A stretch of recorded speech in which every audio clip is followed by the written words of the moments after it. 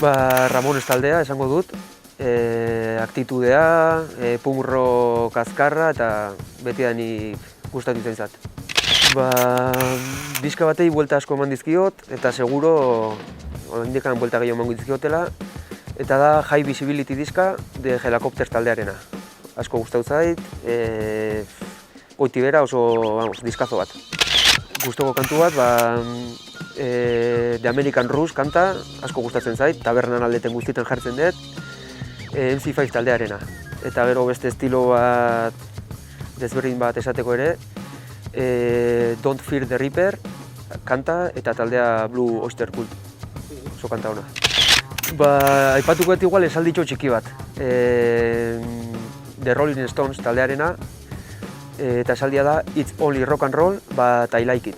Esaldi simplea, baina nahi pertsonalki gitar jolek asko gustatzen zaizkit, eta aipatuko ditut batzuk, adibidez Stevie Ray Vaughan, nola bluesero bat, asko gustatzen zaidala. Gero Rory Gallagher ere, ahotsa eta gitarra jotzeko modua asko gustatzen zait. Eta Black Sabbatheko Tommy Yomi, beste estilo batekoa, baina oso ona ere. Hasiera batean kotxean eta kaseta erabiltzen nuen, ez nukelako besterik.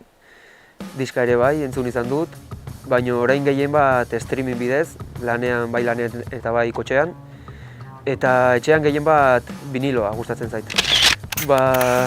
Lekua tokiangatik Eldorado aretoa esango nuke.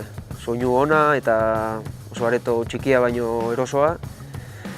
Baino taldeari eta pertsonalki ere gaztetxek asko gustatzen zaizkigu, Legazpikoa ere oso berezia dela guretzako, eta gero taberna txikiak ere gertutasun hori dauketen tabernak, adibidez Karibezarra edo olako tabernak. Asko gustatzen zait Eldorado aretoa, soinu ona daukelako eta hori, eta aldeten guztietan juten naiz, baino gero giro ona daun toki, edozin toki ikusteko eta gustatzen zait.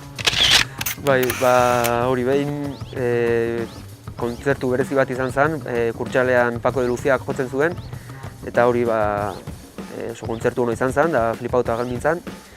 Eta gero badau beste bat, Londresea joan ginala lagun talde batekin, da Tom Petty ikustea, baino telonero modun gazte batzuk jotzen zuten, Tyler Bryant and the Shakedown, eta kontzertu izugarri izan zen.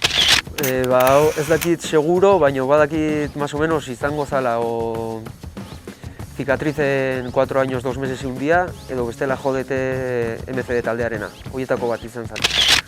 Nahiko presente dauketz, oin dela aste batzuk izan zen, Eldorado aretora junginan Nicky Hill ikustea, eta bere lehenengo diska erosi gendun, formato vinilo, eta hori izan zen azkenekoa.